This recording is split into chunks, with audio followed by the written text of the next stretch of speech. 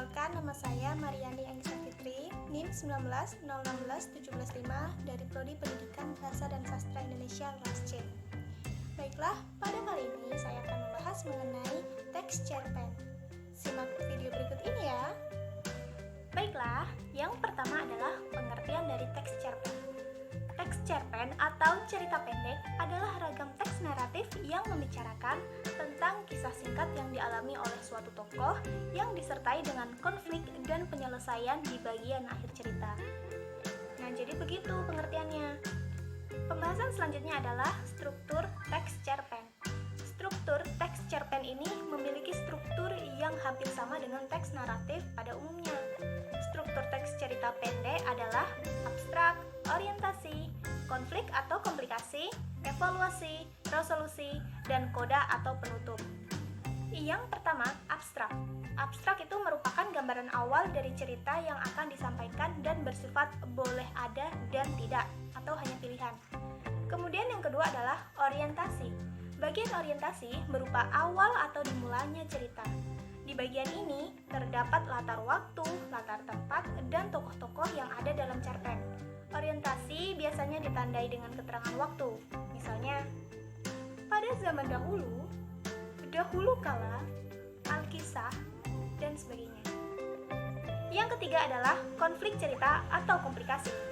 Pada bagian komplikasi ini berisikan perumitan dimulainya masalah atau munculnya konflik cerita.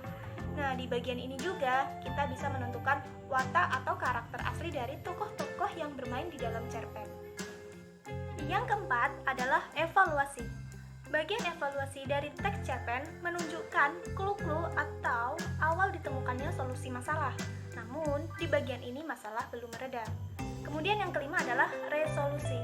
Pada bagian resolusi ini berisi tentang solusi atau penyelesaian atau jalan keluar dari masalah yang ditemukan di bagian komplikasi. Titik meredanya masalah atau antiklimaks yang ditemukan di bagian resolusi adalah bagian penting yang paling ditunggu oleh pembaca, karena pada bagian ini watak baik biasanya akan berada di posisi yang selalu menguntungkan sebagai pemenang. Yang keenam adalah koda. Bagian koda ini berisi pelajaran atau nilai moral yang bisa diambil dari suatu cerita.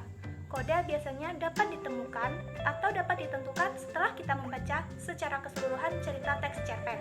Namun, bagian koda ini bersifat opsional atau boleh disertakan atau tidak. Pembahasan selanjutnya adalah unsur-unsur intrinsik teks cerpen. Teks cerpen memiliki unsur-unsur wajib yang bisa memberikan keunikan atau pembeda teks tersebut dengan teks yang lainnya. Unsur yang pertama adalah intrinsik, yang ketiga adalah hal mendasar yang dijadikan latar belakang isi atau latar cerita adalah cakupan atau ruang lingkup di mana karakter cerita memainkan adegan demi adegan.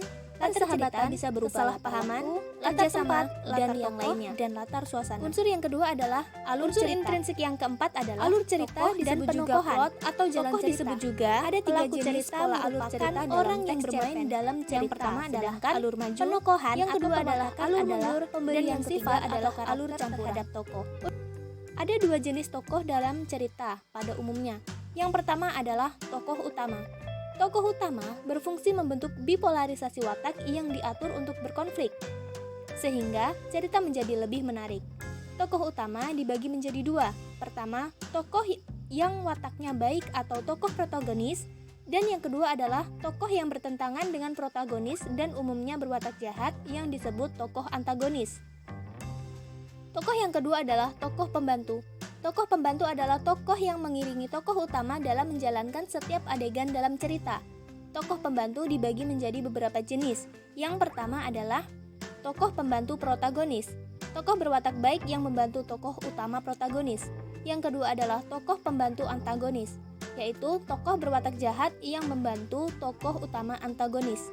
Yang ketiga adalah tokoh tritagonis, yaitu tokoh netral dan tidak memihak tokoh utama atau protagonis dan antagonis. Kemudian unsur intrinsik yang kelima adalah amanat atau pesan moral. Amanat atau pesan moral dalam teks cerpen biasanya ditemukan di bagian akhir cerita dan di bagian koda atau resolusi. Unsur yang keenam yaitu sudut pandang. Sudut pandang atau point of view adalah posisi pengarang dalam cerita. Ada dua jenis sudut pandang dalam sebuah cerita pendek, yaitu sudut pandang orang pertama dan sudut pandang orang ketiga. Yang pertama adalah sudut pandang orang pertama. Dalam hal ini, pengarang seakan-akan ikut bermain dalam cerita. Pengarang memposisikan dirinya dengan aku, ku, saya, atau kita. Yang kedua adalah sudut pandang orang ketiga.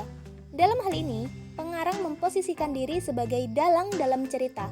Pengarang menggunakan sudut pandang dia, ia, nya, mereka, atau nama orang. Unsur intrinsik yang terakhir adalah gaya bahasa. Gaya bahasa adalah bentuk penyajian bahasa yang digunakan dalam teks cerita pendek. Penggunaan gaya bahasa dalam teks cerita pendek biasanya tidak formal, gaul, atau sering digunakan dalam kehidupan sehari-hari.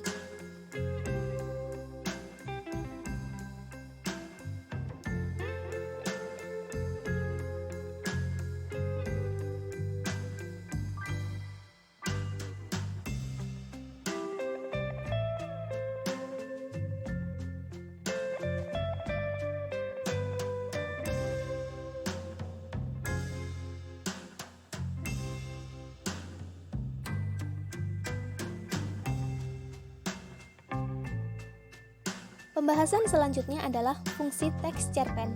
Teks cerpen memiliki fungsi-fungsi tertentu bagi yang membacanya. Fungsi yang pertama adalah fungsi edukatif. Artinya, teks cerpen bisa digunakan dalam konteks belajar dan pembelajaran yang berlangsung di kelas, sekolah, kampus, ruang publik, atau tempat-tempat akademis lainnya. Yang kedua adalah fungsi rekreatif. Artinya, teks cerpen bisa menjadi ajang untuk menghibur atau menyenangkan pembacanya dengan sajian cerita menarik yang ada di dalamnya. Yang ketiga adalah Terima kasih fungsi etis teman-teman. atau moral. Jangan lupa Artinya, like, teks cerpen bisa comment, memberikan nilai-nilai and hidup, subscribe. pembelajaran, Dadah. refleksi diri, Assalamualaikum. introspeksi, dan yang lainnya. Yang keempat adalah fungsi agamis. Artinya, teks cerpen bisa mengandung nilai agama atau religius yang dapat dijadikan teladan bagi pembaca. Fungsi yang terakhir adalah fungsi didaktif.